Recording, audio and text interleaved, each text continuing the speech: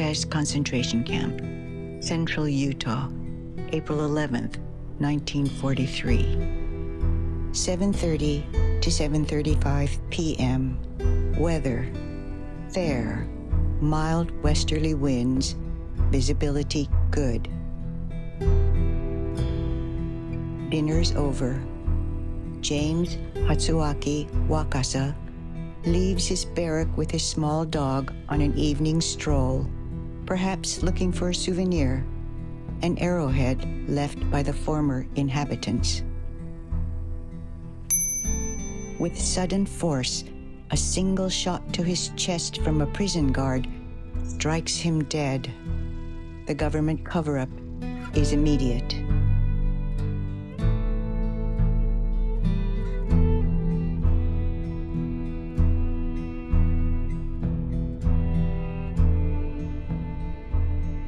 Fellow inmates create a stone monument in his honor.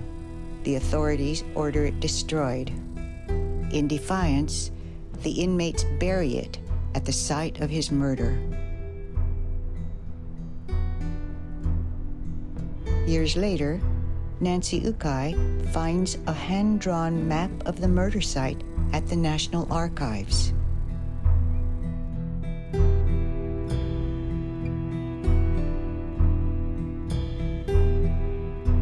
September 2020, 77 years later.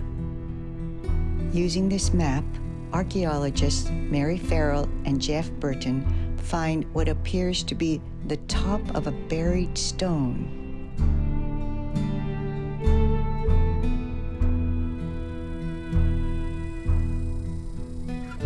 To their amazement, they realize that this is the buried stone monument.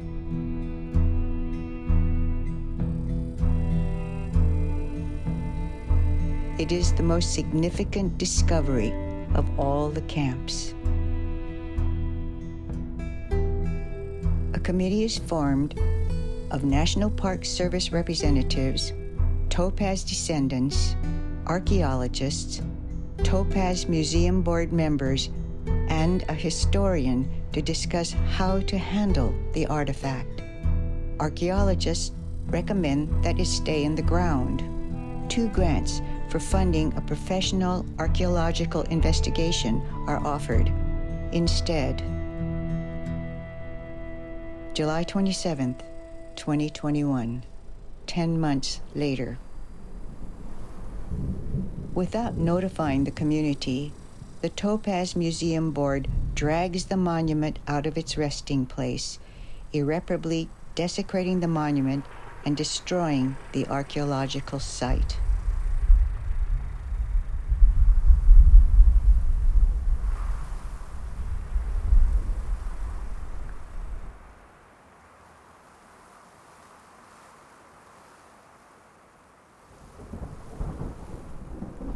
Four months later, outraged and grieving members of the Wakasa Memorial Committee traveled to Topaz to consecrate the monument and the site where Mr. Wakasa was murdered.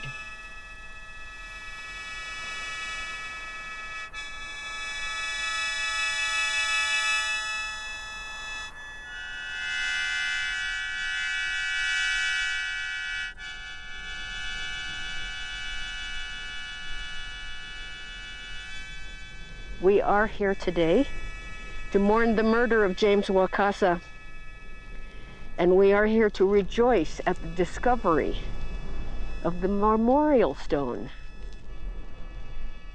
We are here because the stone which our grandfathers buried was shoveled up and dragged away by the Topaz Museum. We are here today to share our outrage and to offer our support to all Japanese who have suffered this insult. The 1,000-pound stone is concrete evidence of the injustice and the daily threat of wanton murder our families faced every day. They were confined at Topaz and other concentration camps.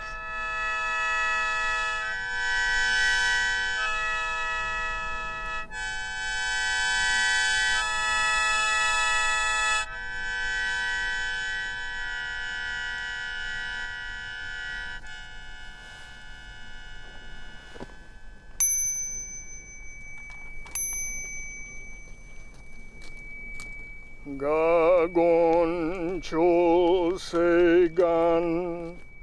이심조도 시간의 만족 세조쇼각.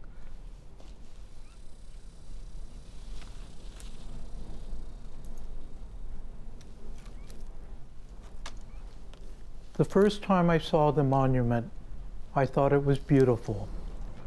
On the outside, it is plain and simple, solid and strong, just like our parents and grandparents. But on the inside, it is rich, complex, and deep, just like our parents and grandparents. My name is Patrick Hayashi. My parents were incarcerated at the Topaz concentration camp. I was born there. The monument embodies the spirit of all the people who were imprisoned in Topaz. It contains the souls of everyone who died in Topaz.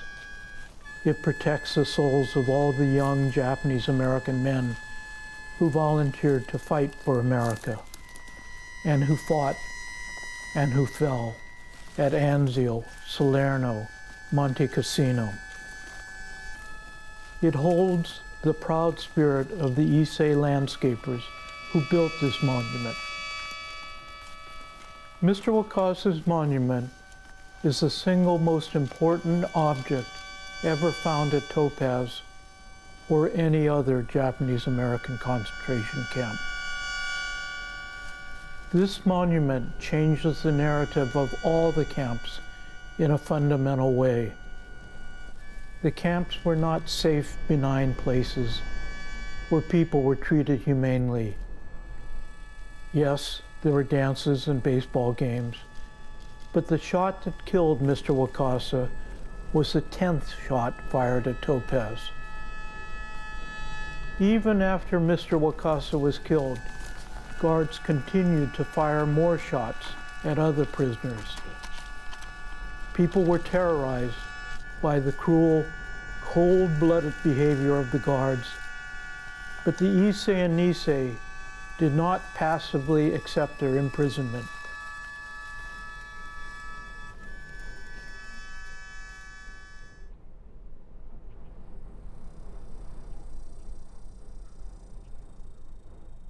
We could not imagine a man and his dog trying to jump over the fence or go through the fence or whatever.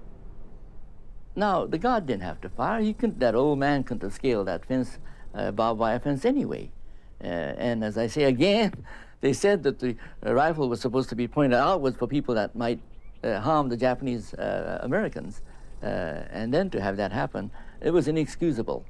I was frightened because this meant, and of course the rumors were going like crazy, but this meant we were totally vulnerable. We were helpless. There was no way of defending ourselves from anybody who just got trigger happy, wanted to shoot us. Tension was thick at Topaz when the next day dawned. Well, as we come into camp, we could see groups of people standing around the buildings, very quiet. Every one of them had a club or anything that he could find that it could be used as a weapon, was equipped. The atmosphere was extremely tense. Camp residents went out on strike. The military police deployed machine guns and tear gas bombs to repel the riot they thought was imminent. Only reassurances from Camp Director Charles Ernst that a full investigation was in the works eased the tension. July 2022, 1 year after the desecrating unearthing of the monument. Topaz survivors, descendants, and allies traveled to the remnants of Guard Tower 8 and walked to the site of the murder.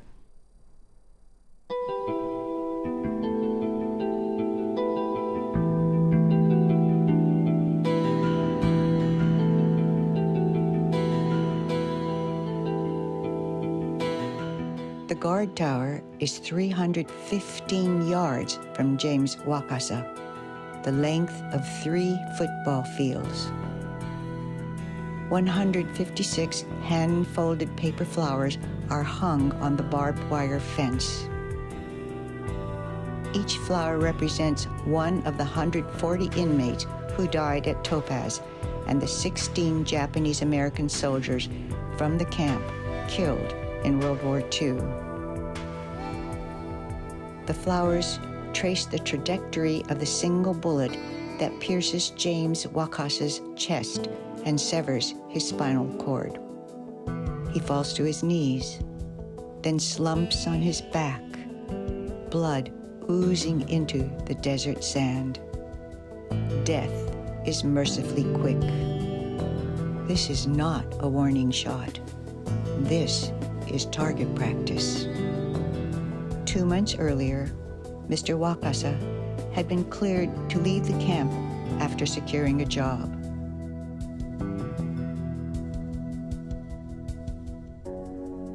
The stone monument, the 2,000 people who attended his funeral, and the thousands of paper flowers women folded to comfort his spirit show that the Issei and Nisei were proud, defiant, and courageous. They used whatever was at hand to protest his murder. The monument is evidence of resistance to the murder of James Wakasa and the unjust incarceration of 125,000 persons of Japanese ancestry. The monument symbolizes the deaths of the 1,870 who died in confinement, including 7 who were killed by the U.S. military. Because Mr. Wakasa's monument is so important historically and spiritually, archaeologists recommended that it should be left in the ground. Everyone agreed that it should not be touched until a comprehensive conservation plan could be developed by the Japanese-American community in consultation with experts on historical preservation. However, in an act that defied logic and basic human decency, the Topaz Museum director ordered a heavy equipment operator to take a forklift and chain and rip the monument from the ground.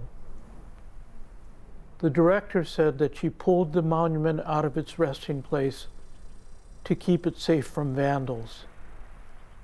This makes no sense whatsoever. Only a small portion of the monument was visible, and it could easily have been concealed with a few scoops of dirt.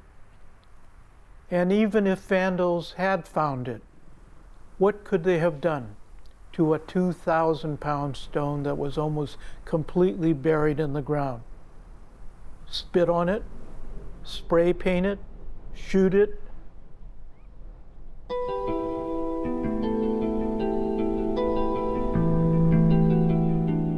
The people who ripped out the monument did much more damage with their forklift and chain than any vandals could have possibly done. In the process, the monument was cracked, and the hallowed ground, the sacred place where Mr. Wakasa's soul had rested in peace for 77 years, was desecrated.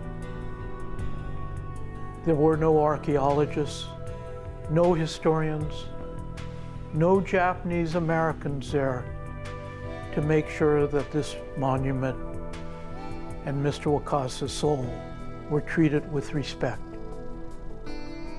Stanford archaeologist Ian Hodder has said that a sacred object, when it is taken from the earth, can have the power to unite a community or to tear it apart. The Wakasa monument has done both. It has created deep divisions within the Japanese American community, but it has also created strong, unbreakable bonds of friendship. The 2,000 people who attended Mr. Wakasa's funeral were comforted by the words of the hymn sung at the funeral. Rock of ages, cleft for me, let me hide myself in thee. Let the water and the blood from We thank you all for being here with us. Most of all, we thank our friends and families for having left us this evidence.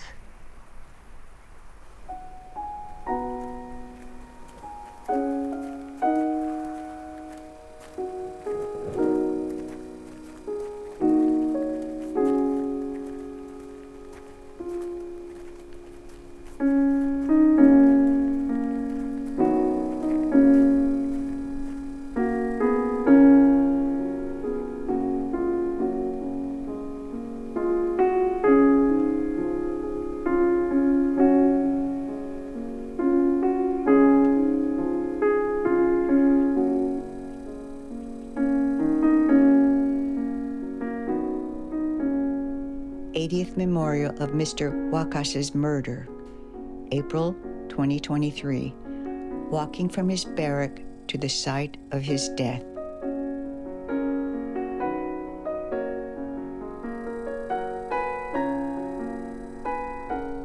The Topaz Museum Board has unilaterally announced that it is taking the monument for its museum without inclusive meetings with community members. The stone monument is not the property of the Topaz Museum, but a spiritual object of history and heritage that belongs to the Japanese American community and to our nation. Consent of the community is essential in decisions on the final display and narration of the Wakasa history. This policy is being applied to indigenous artifacts in museums. Perpetrators of a heritage crime must not be allowed to unilaterally decide the future of our community heritage.